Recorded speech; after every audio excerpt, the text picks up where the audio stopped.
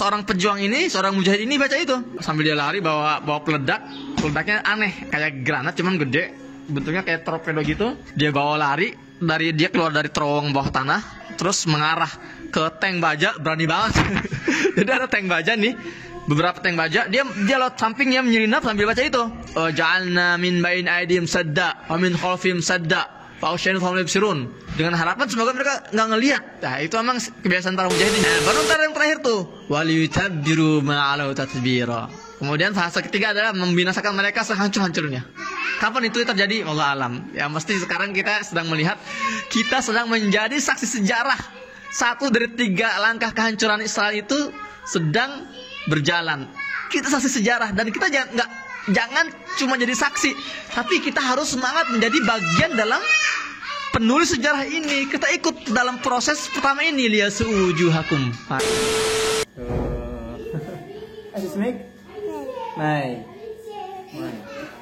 Bismillahirrahmanirrahim. Assalamualaikum warahmatullahi wabarakatuh. Alhamdulillah wassalatu wassalamu ala Rasulillah. Rabbi shrah li sadri wa yassir li amri wahlul 'uqdatam min lisani yafqahu qawli. Rabbana zidna ilma. Teman-teman, hari ke-27 sejak agresi Israel ke Gaza berlangsung, semakin depresi Israel ini, semakin frustasi. Tadi malam ada 2 pengungsian dibombardir, satu di Jabalia, satu lagi di Burej, dan satu lagi ada di Maghazi. Jadi ini sekarang Zionis ini dia sekarang lebih sering mentarget pengungsian. Artinya pengungsian itu bukan pengungsian seperti gambaran kita ya, tenda-tenda, bukan. Jadi di Gaza ini ada beberapa pengungsian, sudah terlanjur disebut pengungsian. Kenapa? Karena dulu ketika peristiwa Nakbah tahun 48 tuh banyak warga Palestina dari luar Gaza yang mengungsi ke Gaza dan membuat perkemahan-perkemahan di wilayah Gaza. Contoh, ada perkemahan atau pengungsian di Jabalia. Itu tahun 48. Sekarang kalau kita bicara pengungsian Jabalia, itu sudah bentuknya sudah bangunan semua, bangunan beton. Satu pengungsian itu yang luasnya nggak lebih dari 2 kilo, itu diisi oleh ratusan ribu.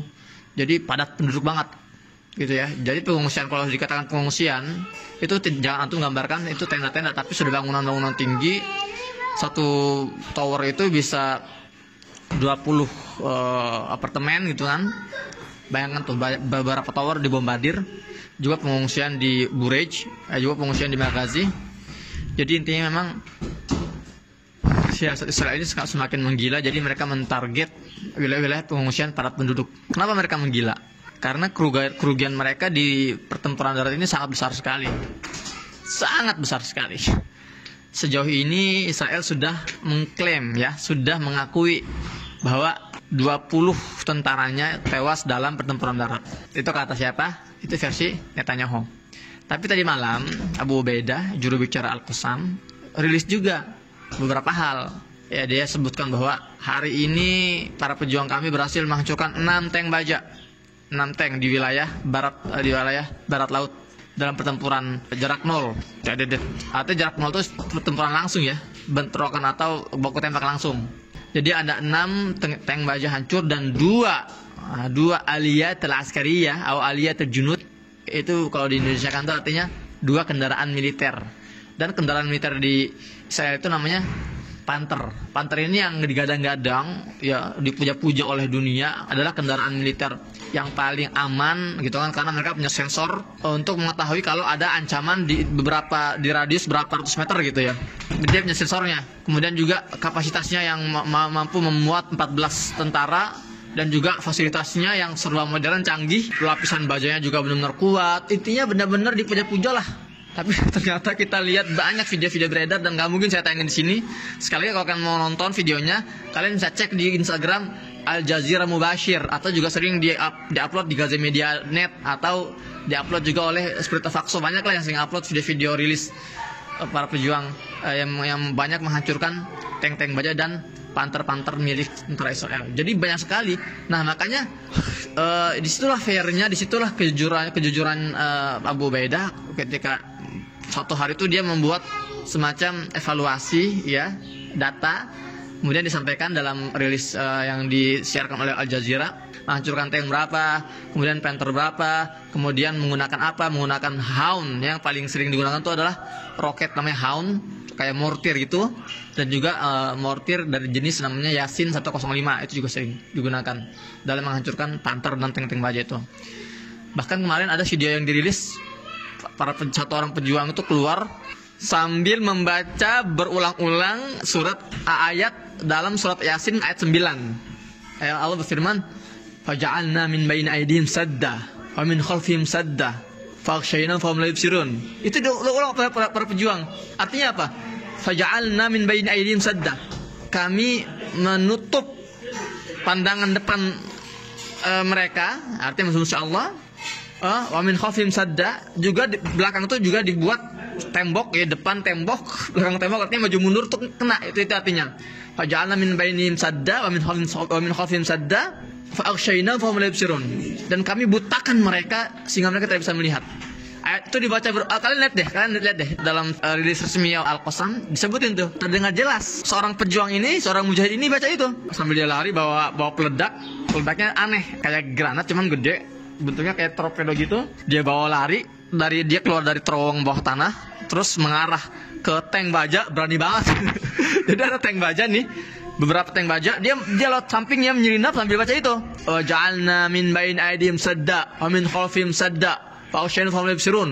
Dengan harapan semoga mereka nggak ngelihat. Nah, itu memang kebiasaan para mujahidin ya. Jadi mereka bertempur itu biar diberikan rahmat dan keberkahan, juga didampingi oleh para malaikat.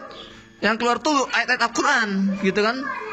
Masya Allah. Akhirnya dia taruh bom itu di salah satu bagian di tank itu. Dia tarik kartunya, dia lari, bom, meledak, hancur. Keren banget sih, serius, ini luar biasa ya. Jadi lihat keberanian para pejuang, di satu sisi lihat kelemahan para tentara itu, banyak yang hancur lebur. Dan sebetulnya kalau kita menggunakan logika semata itu nggak akan logis lah. Bagaimana para pejuang tuh nembak menggunakan RPG itu, yang jarak jauh, boom, kelihatan tuh hancurnya kena. Masya Allah, wa ma ramaita idh ramaita walakinallaha rama.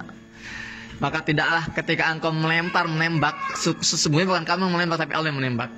Itu juga sering dibacakan oleh para pejuang tuh. Kami baca doa, saddid ya Allah, saddid ya Allah, tepatkanlah tembakanku ya Allah. Wa ma ramaita idh ramaita walakinallaha rama. Jadi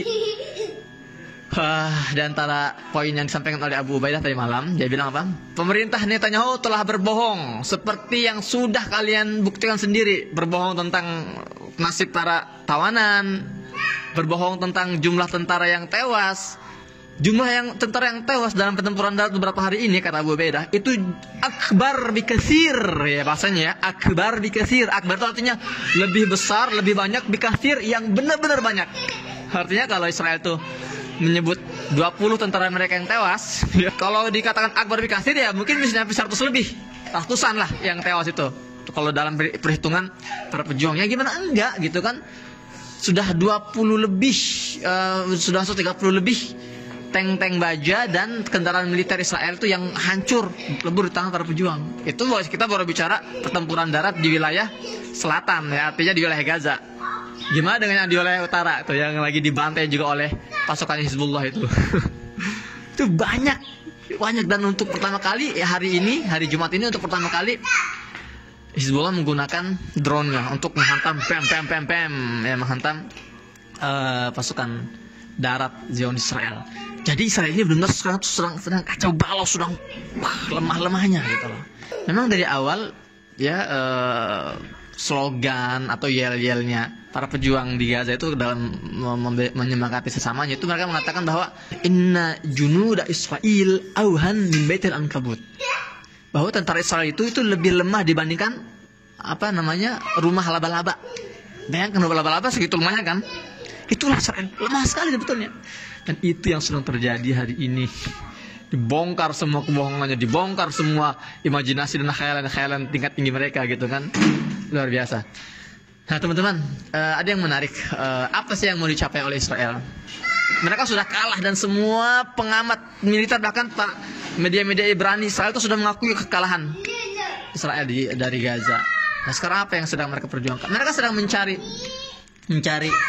namanya itu surat intisar, ya di gambar kemenangan. Apapun itulah mereka sedang mencari. Israel ini sudah pengen berhenti, mereka udah gak kuat, cuman mereka bisa mencari sesuatu yang bisa dibangga-banggakan ke depannya oleh mereka, bahwa kami telah menang gitu kan. Nah, saya tadi melihat ada salah seorang pengamat ya di salah satu televisi media Arab, dia bilang apa? Bagus ini statementnya, dia bilang gini, analisa dia gini. Israel ini dia hanya memiliki dua pilihan sekarang. Pertama, melanjutkan target fantasinya.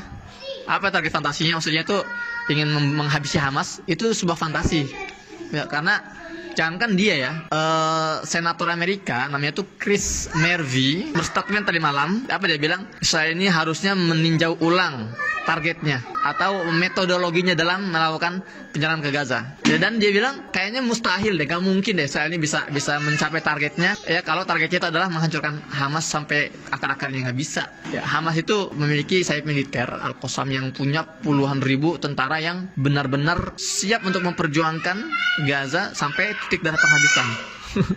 Jadi sulit sekali ya. Kita lihat hasilnya sekarang, berbagai episode pertempuran darat di berbagai sisi, dari timur, dari wilayah barat, dari wilayah tenggara, dari wilayah barat laut, itu semua berhasil dimenangkan oleh para pejuang sejauh ini. Dan hebatnya apa kata Abu Ubadah tadi malam, para pejuang ini berhasil menghancurkan tank-tank baja dari jarak 0 ya, kemudian juga menggunakan roket-roket Yasin 105, dan mereka semua berhasil kembali. Mereka semua berhasil kembali ke base, ke pangkalan, ke terowongan ya, dengan di cover oleh roket-roket Hound. Jadi ketika mereka balik itu dihujani Hound, mortir gitu kan, agar para pejuang ini bisa kembali dengan selamat. Masya Allah.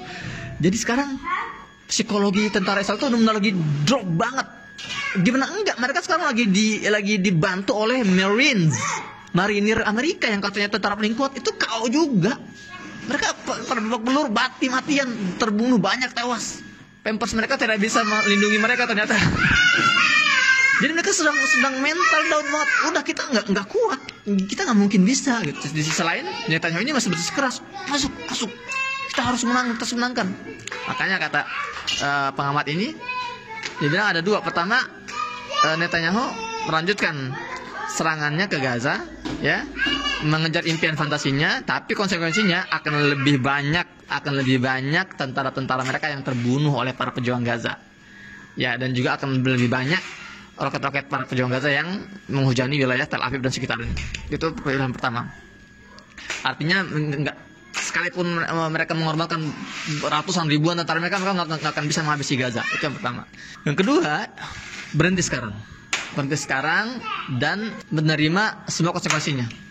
Tapi yang kedua ini berat ya. Kenapa? Karena kalau berhenti artinya kekalahan Israel hari ini adalah kekalahan Amerika. Itu yang harus dipahami. Ya, sebetulnya dari awal agresi ini, ketika sudah banyak korban jatuh di pihak Israel, tentara Israel sudah frustasi.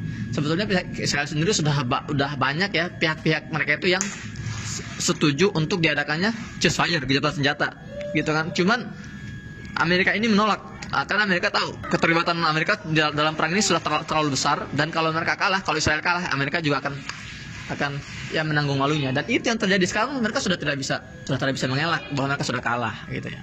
Kalah secara militer, kalah secara image di berita, itu mereka sudah kalah ya. Semua untuk pertama kalinya dalam sejarah konflik antara Palestina dan Israel, dunia benar-benar melihat keburukan Israel dan Amerika di mata, yang membunuh anak-anak dan wanita.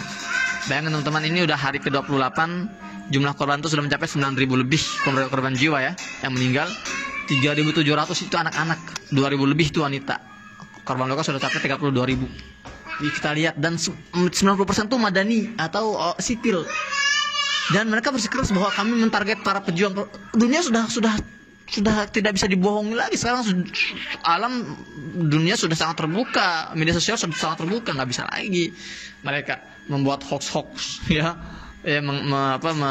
menyetir kita sesuai narasi mereka, nggak bisa.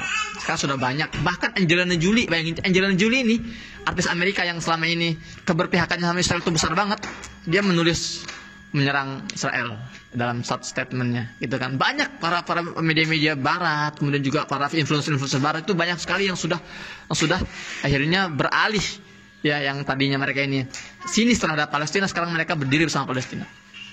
Dan ini kabar gembira buat kita semua. Kenapa? Karena ini adalah misi yang ingin dicapai oleh para pejuang di Gaza hari ini. Ya, itu misinya. Jadi memang para pejuang Gaza memahami banget bahwa pertempuran kali ini nggak akan bisa mereka akhiri dengan pembebasan Al-Aqsa secara instan, nggak bisa. Mereka tidak mengharapkan bahwa pertempuran hari ini bisa membebaskan wilayah Palestina secara instan, nggak. Tapi apa misi utama dari pertempuran kali ini, dari peperangan kali ini, operasi Tufan Al-Aqsa ini? Untuk memulai satu dari 3 langkah kehancuran Zionis. Sekali lagi, Tufan Al-Aqsa ini dilancarkan untuk memulai satu dari 3 langkah kehancuran Bani Israel. Dalam surat Al-Isra, ya, Allah berfirman ayat 7. Dan sebelum saya sampaikan, teman-teman, para pejuang Gaza ini ketika mereka tuh bergerak itu dasarnya selalu Al-Quran. Ketika mereka membuat misi, ketika mereka membuat planning itu dasarnya selalu Al-Quran. Dan orang Gaza ini memiliki kajian khusus tentang bagaimana kehancuran Israel itu. Mereka ada kajian, ada ulamanya sendiri. Dan sudah disampaikan oleh Ustaz Adi Hidayat juga ya ketika kita live terakhir kali kemarin tuh. Saya akan sampaikan sedikit di sini. Jadi dalam surat Al-Isra ayat 7 Allah berfirman, "Wa idza jaa wa'dul akhirati liyasu'u wujuhakum wa liyadkhulul masjida kama dakhala awwal marrah wa liyutabbiru ma la tasbira." Dalam Al-Quran ayat 1 sampai 7 itu Allah ceritakan bagaimana sejarah Bani Israel, bahwa mereka akan melakukan 2 kehancuran, 2 kerusakan dalam level dunia, ya, enggak kerusakan kecil tapi levelnya dunia. Yang pertama sudah Allah musnahkan. Ada beberapa pendapat, ada yang mengatakan ketika Nebukadnezar menghancurkan Bani Israel, ada yang berpendapat ketika Umar bin Khattab membereskan Baitul Maqdis. Kalau saya mengambil yang kedua. Nah, itu pendapat kehancuran pertama. Kehancuran yang kedua, nah, Allah jelaskan nih ayat 7-nya. Fa idza jaa, dan apabila datang wa'dul akhirah, janji yang kedua, artinya kehancuran yang kedua, kerusakan yang kedua, liyasu'u wujuhakum. Maka Allah akan kirimkan para pejuang-pejuangnya untuk apa? Untuk membongkar keburukan wajah mereka. Jadi ada tiga fase kata Allah ya. Pertama, liyasu'u wujuhakum, untuk mengungkap kebusukan mereka, untuk mempermalukan mereka di mata dunia, untuk membongkar kebohongan-kebohongan mereka. Liyasu'u wujuhakum. Itu yang terjadi hari ini. Para pejuang Gaza berhasil membongkar pertama kebohongan Israel yang mengatakan mereka ini adalah pasukan terkuat, teknologi yang tercanggih. Kemudian Amerika sebagai adidaya, semua sudah diungkap bahwa ini semua adalah khayalan mereka, fantasi. Liyasu'u wujuhakum. Kemudian mengungkap kekejian mereka dari segi kemanusiaan. Semua sudah terlihat, terbongkar di mata dunia. Sekarang Israel ini sudah benar-benar kalang kabut. Mereka menggelontorkan triliunan rupiah untuk membayar buzzer di dunia, termasuk Indonesia. Nah, ini juga ada nih yang kecapretan uangnya Israel nih. Harus tahu ya, buzzer pasti nonton nih, buzzer Israel nih. Liyasu'u wujuhakum. Sudah dari segi militer terbongkar boroknya, dari segi kemanusiaan sudah terbongkar boroknya, gitu kan. Kemudian dari segi politik sudah terbongkar boroknya. Banyak para politikus Israel itu yang akhirnya mundur karena nggak tahan dengan kebodohan Netanyahu. Kemudian Presiden Bolivia juga sudah memutuskan hubungan diplomatik dengan Israel. Kemudian negara-negara Arab yang normalisasi dengan Israel itu banyak yang menarik kedutaan besar mereka dari Tel Aviv. Mereka juga mengusir dubes Israel dari negara-negara mereka. Itu karena liyasu'u wujuhakum. Jadi para pejuang ini sekarang tugasnya adalah membuka mata dunia untuk melihat kelemahan dan keburukan Israel itu. Dan itu terjadi hari ini. Liyasu'u wujuhakum. Artinya satu dari 3 tahapan sudah sedang berjalan dan sedang gencar-gencarnya. Maka kalian juga jangan kalah. Kalian juga harus menjadi bagian dalam liyasu'u wujuhakum ini. Ya, share video-video kayak ini, share. Edukasi kayak ini share, dibagikan. Itu sekalian liyasu'u wujuhakum. Nah, fase kedua, waliyadkhulul masjida kama dakhaluhu awal marrah. Dan kalian ya, para pejuang-pejuang muslim ini, umat Islam ini akan masuk ke Masjidil Aqsa seperti mereka masuk pada masa sebelumnya. Nah, jadi artinya apa? Kemungkinan setelah tahap pertama ini kita bisa masuk Masjidil Aqsa tanpa berperang. Kemungkinan ya, kalau kita melihat dari narasi ayat ini ya, tafsirnya ya. Baru ntar yang terakhir tuh, waliyutabbiru ma'alau tatbira. Kemudian fase ketiga adalah membinasakan mereka sehancur-hancurnya. Kapan itu terjadi? Wallahu alam. Ya mesti sekarang kita sedang melihat, kita sedang menjadi saksi sejarah. Satu dari 3 langkah kehancuran Israel itu sedang berjalan. Kita saksi sejarah dan kita Jangan cuma jadi saksi, tapi kita harus semangat menjadi bagian dalam penulis sejarah ini. Kita ikut dalam proses pertama ini, liyasujuhakum. Masya Allah, keren banget sih teman-teman. Nah teman-teman, sudah panjang banget ya saya bicara pagi hari ini. Sebetulnya saya masih banyak yang bisa sampaikan. Insya Allah saya hari ini, doakan ya, saya hari ini akan keluar ya, berusaha untuk kembali keluar dari Gaza untuk istilahnya merespon himbauan dari kementerian dan dari pemerintah Indonesia untuk evakuasi gitu kan. Memang kondisi di Gaza benar-benar nggak mudah sekarang ini ya. Saya sudah tinggal di Gaza 12 tahun, saya sudah melihat berbagai peperangan, saya merasakan berbagai agresi dan nggak pernah yang separah ini gitu kan. Dan sekarang akses listrik semua sudah mati, kemudian akses internet juga terbatas, saya nggak bisa banyak beraktivitas dalam kondisi seperti ini gitu kan. Insya Allah saya akan ke Indonesia, berusaha menarik diri. Saya bukan lari dari medan pertempuran ya, kita menarik diri untuk mengatur strategi. Dan di Indonesia Insya Allah Ta'ala kalau saya sampai Indonesia dengan selamat, saya akan semakin gencar dalam mengabarkan tentang Palestina, karena akses di sana itu terbuka, listrik 24 jam, internet lancar. Insya Allah Ta'ala saya berusaha akan semakin maksimal di sana. Dan Insya Allah kalau lancar perjalanan saya ke Indonesia ya, kita akan bertemu di sana, kita akan membuat strategi secara offline di sana, kita akan bangun galang kekuatan di sana. Insya Allah akan ada kejutan-kejutan baru untuk kalian semua, terutama anak muda. Siapkan diri kalian semua. Insya Allah kita punya terobosan inovasi yang sedang kita bentuk untuk melanjutkan perjuangan pembebasan Baitul Maqdis dan Palestina Insya Allah Ta'ala. Demikian konten hari ini, semoga bermanfaat. Saya Muhammad Hussein di Gaza, Palestina. Assalamualaikum warahmatullahi wabarakatuh.